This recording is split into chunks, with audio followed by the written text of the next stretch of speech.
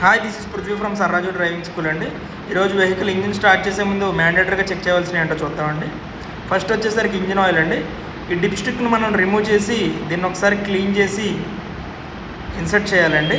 ఈ గేజ్కి ఫుల్గా ఉండాలండి ఎప్పుడూ కూడా మనకి ఇంజిన్ ఆయిల్. ఇప్పుడు ఇన్సర్ట్ చేద్దాం ఒకసారి. ఇంజిన్ ఆయిల్ చెక్ చేసేది ఎప్పుడూ కూడా ఉదయం మాత్రమే చెక్ చేసుకోవాలండి. ఇప్పుడు బయటికి చూస్తే కనుక ఇంజిన్ ఆయిల్ ఫుల్ గేజ్కి ఉందండి, మ్యాక్సిమం గేజ్కి ఉంది. ఈ ఇంజిన్ ఆయిల్ అనేది లూబ్రికెంట్లా యూజ్ అవుతుందండి. ప్రతి 10,000 కిలోమీటర్లకు ఒకసారి ఇంజిన్ ఆయిల్ అనేది చేంజ్ చేసుకోవాలండి. ఇది వచ్చేసరికి ఇంజిన్ ఆయిల్ ఫిల్ చేసుకునే క్యాప్ అండి. నెక్స్ట్ వచ్చేసరికి కూలెంట్ ఆయిల్ అండి.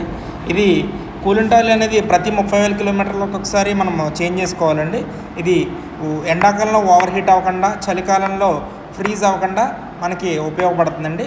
ఇది ఎప్పుడూ కూడా ఓవర్ హీట్లో ఉండగా మనం ఓపెన్ చేయకూడదండి.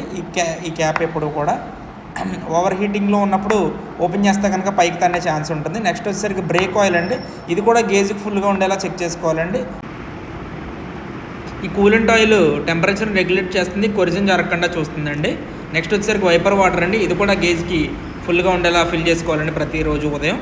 మీకు డౌట్స్ ఉంటే కామెంట్ చేయండి, నెక్స్ట్ వీడియోలో పోస్ట్ చేస్తాను.